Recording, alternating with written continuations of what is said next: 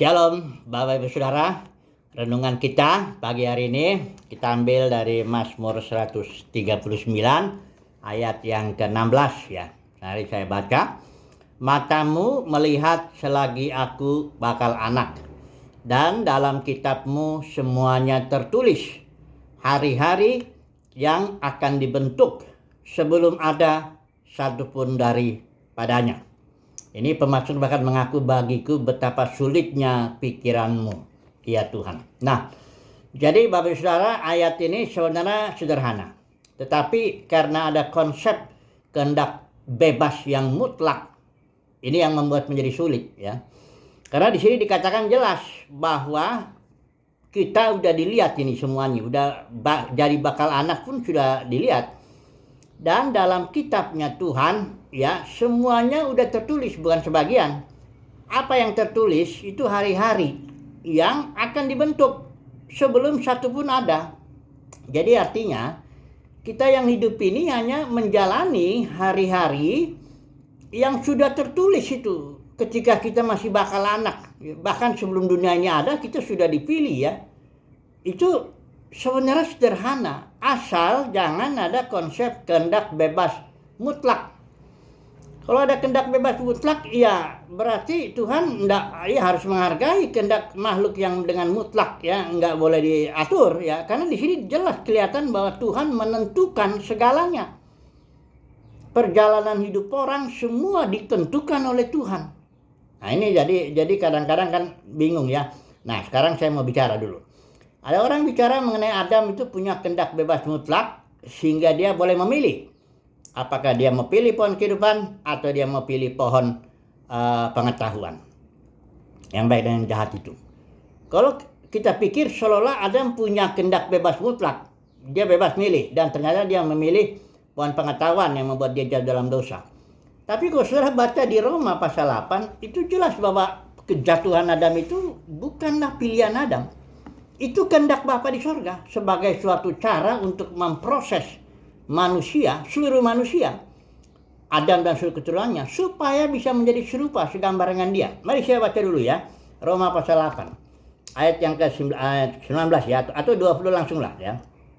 Karena, ini saya pakai ILT ya, karena makhluk ciptaan telah ditundukkan kepada kesia-siaan, ini maksudnya kejatuhan dalam dosa itu ya, alam kesia-siaan, alam maut.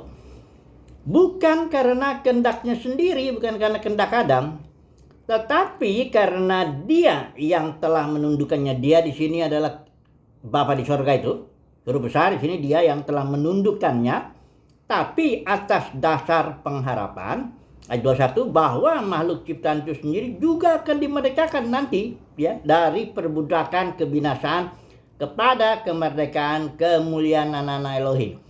Jadi proses itu, dua pohon itu sebenarnya cara Bapa di sorga untuk memproses manusia supaya menjadi serupa segambar dengan dia ya.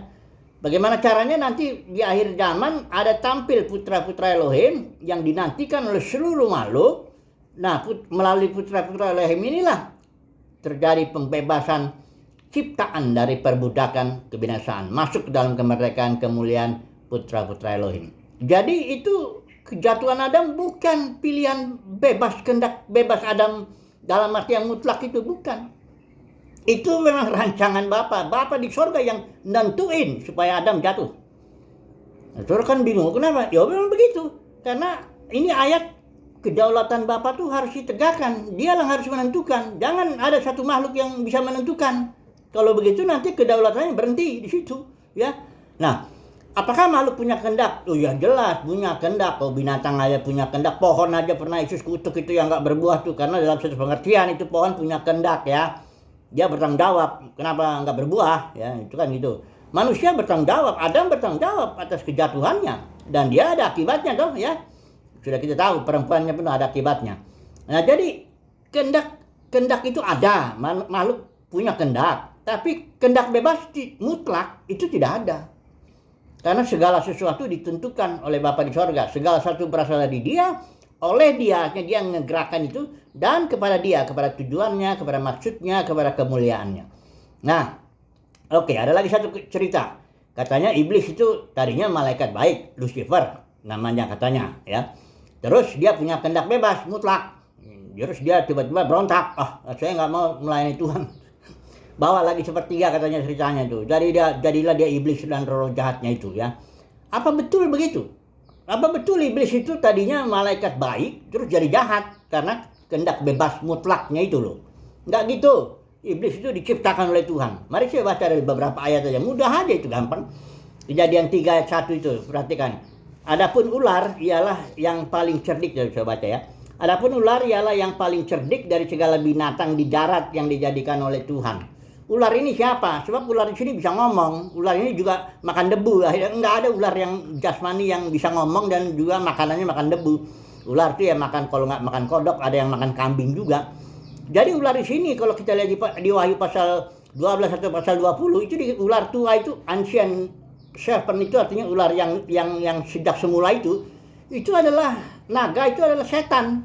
Jadi kalau kita gabungin aja dua ayat ini, jadi ular adalah binatang yang paling cerdik yang dijadikan oleh Tuhan. Berarti ular itu adalah setan, ya berarti setan itu dijadikan oleh Tuhan. Nah, ada yang bisa bingung ya, nggak terima. Kok begitu? Loh, jelas itu. Coba lihat Yohanes pasal 8. Itu jelas dibilang ular itu bukannya tadinya baik jadi jahat, dia emang udah jahat dari awalnya. Yohanes pasal 8 tuh ya. Ayat 44, iblislah yang menjadi bapamu dan kamu ingin melakukan kehendak keinginan bapamu. Ia adalah pembunuh manusia sejak semula. Dari awal emang dia udah jadi pembunuh manusia, diciptakannya begitu. Bukannya tadi jadi baik, udah jadi jahat. Demikian juga di dalam 1 Yohanes 2 ya. Itu juga dijelasin di situ. Ayat yang berapa ini? Ayat yang 1 Yohanes 3 ayat 8 ya. Barang siapa tak berbuat dosa berasal dari iblis, sebab iblis berbuat dosa dari mulanya. Jadi bukan tadinya iblis itu Lucifer yang bagus, muji-muji Tuhan, terus karena kehendak bebas mutlak dia jadi jahat. Enggak begitu.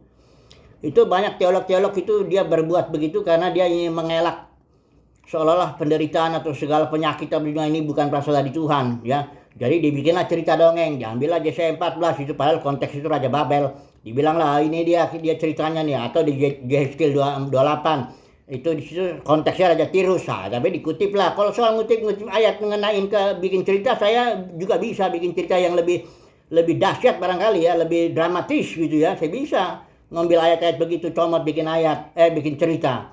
Ini teolog-teolog ini bikin cerita karena dia mau mencoba membuat seolah-olah Tuhan tuh nggak bertanggung jawab atas penderitaan di sini. Ini saya baca ya 2 ayat ya, yang membuktikan bahwa Tuhanlah yang bertanggung jawab untuk penderitaan semua manusia ini. Maksudnya dia yang merancang begitu ya. Saya baca dulu.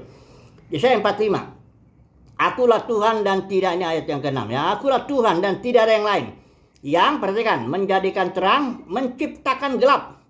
Yang menjadikan nasib mujur dan menciptakan nasib malang.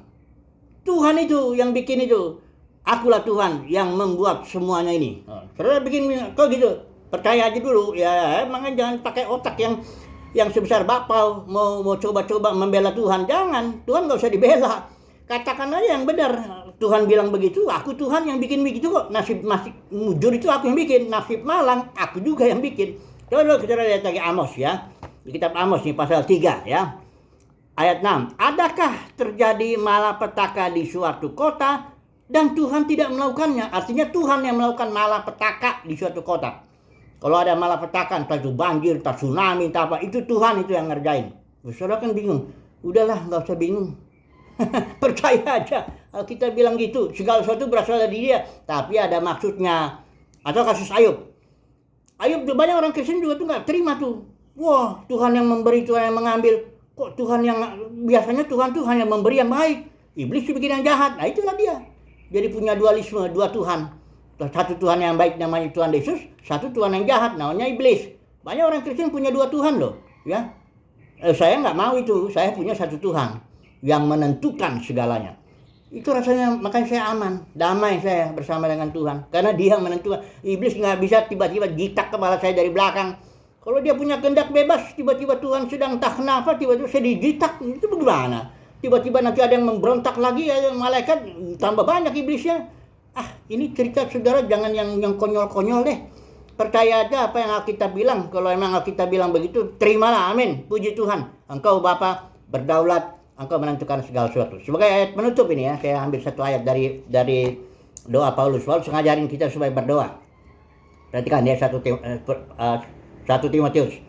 Pertama-tama aku menasihatkan, naikkanlah permohonan, doa, syafaat, ucapan syukur untuk semua orang.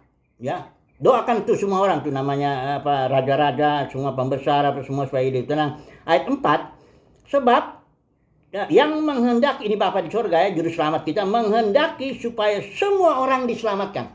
Ya, semua orang diselamatkan dan memperoleh pengetahuan akan kebenaran.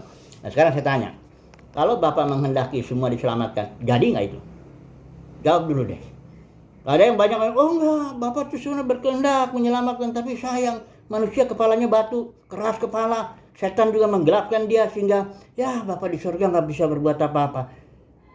Kalau saudara punya Bapak yang lemah begitu, saya sih sarankan ya, cari deh Bapak di surga yang lebih kuat gitu ya, lebih mampu menentukan segalanya. Kalau saya sih punya Bapak di surga yang mampu berbuat segalanya.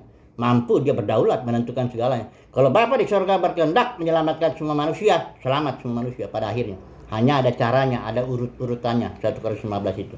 Jadi kesimpulannya bagaimana? Kesimpulannya semoga saudara dan saya mendapat kasih karunia lah ya. Supaya kita punya Bapa satu aja, ya, punya Tuhan satu aja yang menentukan segala-galanya sehingga hidup kita damai, aman, tentram bersama Dia. Haleluya. Amin.